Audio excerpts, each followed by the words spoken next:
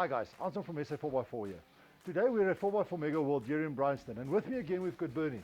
Bernie, Hi, Anton. nice seeing you again. Good to see you again. Listen, so today we're talking about tracks, sand tracks and what have you, but let's start with the history. What started this? Recovery tracks have been around for many years, Anton. It goes back to like the First and the Second World War.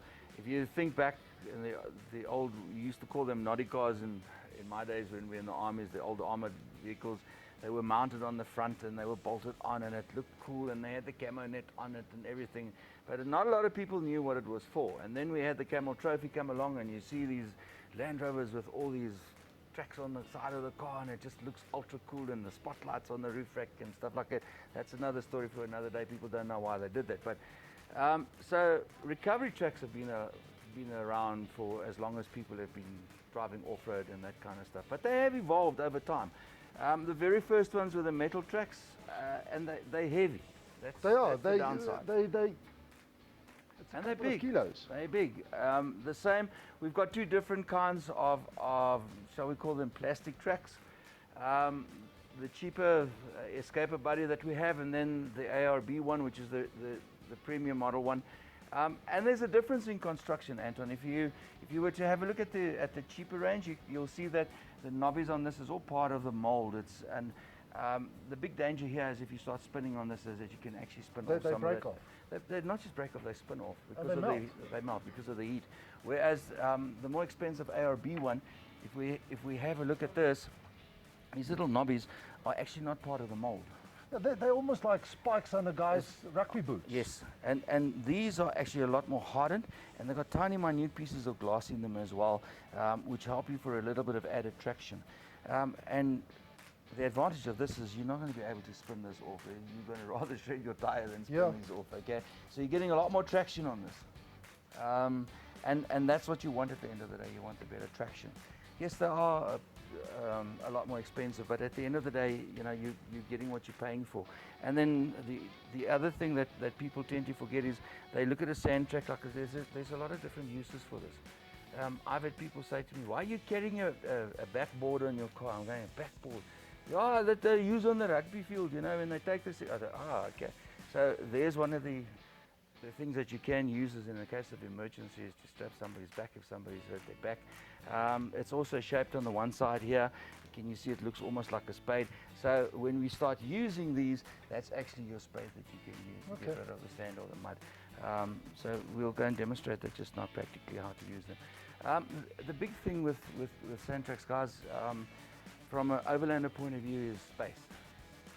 If you're driving a Land Cruiser single cab or a single cab Hilux or Ford for that matter, it's not a problem because you can mount them on the outside of the canopy. But if you're down to a double cab, they're actually too long to fit onto the side. So you start looking for alternative places to store them and where to put them. So that's the only downside. It is a bit of space. And like I said, the metal ones, it's heavy. You know, besides the fact that they're even bigger than these. Well, mine, I strapped mine to my roof rack. So, but now I'm sitting with two. What do you recommend, 2 or 4? Because some people say 2 is enough. Other people say, well, if you're stuck, don't you want traction on all 4 wheels to get out? When is enough enough? When I'm not stuck. You need all the help in the world. If you're in a convoy, if you've got 2 and a mate that's going with it got 2, you've got 4. You're kind of sorted. So always try and when you have a set of tracks like this, yes, 2 are supposedly are sufficient. The question is always, where do I put them, under the front wheels or the back wheels? That's the question. Well, I think you need to go and show us. So let's head off to BMW's X-Drive Park, courtesy of BMW South Africa. Thanks, BMW. And let's go and put them to the use. Yes. Let's go.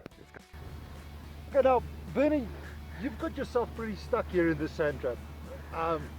On purpose, I have to say. I saw you struggle getting trapped in here, but we're stuck here now. How do you go about now fixing this problem? Okay, like you said, stuck but not really stuck. And if I could maybe just explain that quickly, I mean, I'd be out of here in a flash. Number one, I've got in here with normal inflated tires. I haven't deflated the tires. That will be your first course of action, deflate the tires.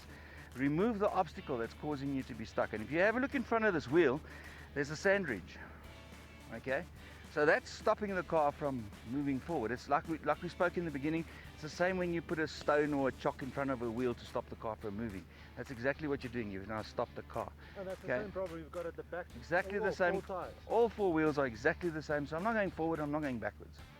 All right, so I need to get out of that, and for all intents and purposes, and for today's demonstration, we want to use our tracks because I bought them, so I want to use them.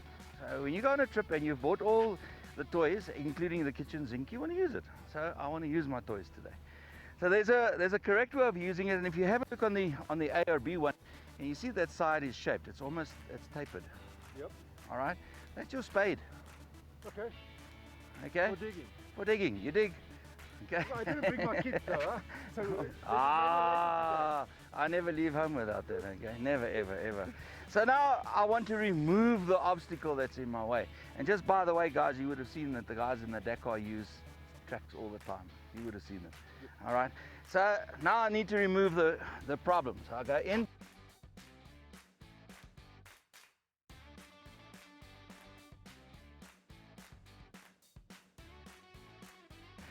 We've now dug the wheel open enough, so we turn from the spade side. We're going to use this side, where you can see I already have traction right on the beginning of the track, and this needs to go in as deep as possible underneath the wheel. Okay, and you can give it a couple of kicks just to make sure that it's underneath as deep as possible.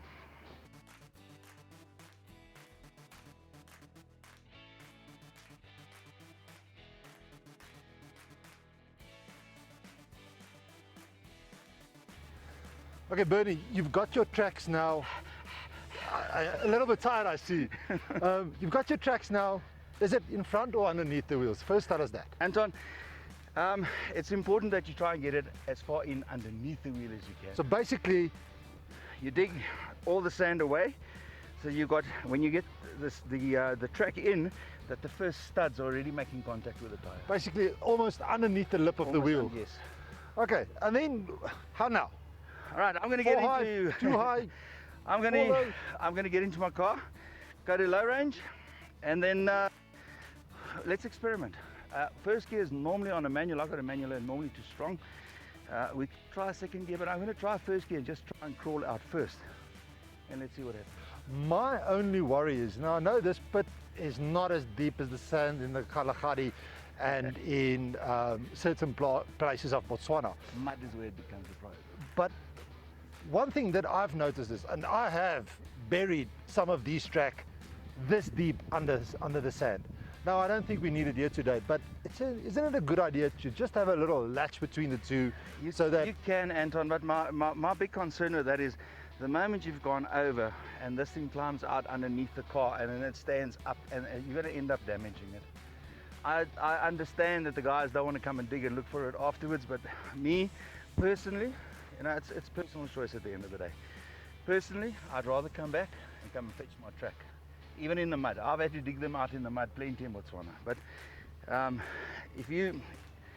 rather not do that, because imagine it goes underneath the wheel, I start driving and it hits something and it stands up. Okay, yeah. Okay, you could get damaged. Either you're going to break your track or you could damage your car at the end of the day. Now, another thing that I want to ask you, is it relevant whether it's on the front wheels that you put them in or on the rear wheels? Does it make a difference? I personally would prefer to use them on the back wheels, because in the back of your mind you think all the power is going to the back, which isn't so, because we've got a 50-50 split once we're in 4x4. So it's always in the back of your mind that you'd want to use the back one. And where's the most weight?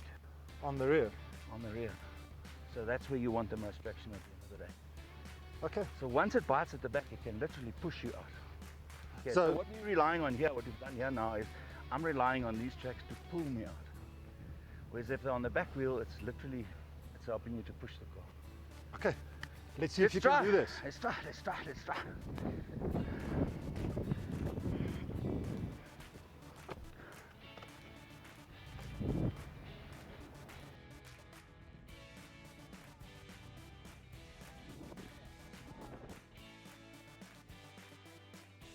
Now that looked pretty easy. If you're looking for any more information on recoveries, please visit our YouTube channel. In the meantime, follow us on Facebook, subscribe to our YouTube channel, and we'll see you next time. Cheers.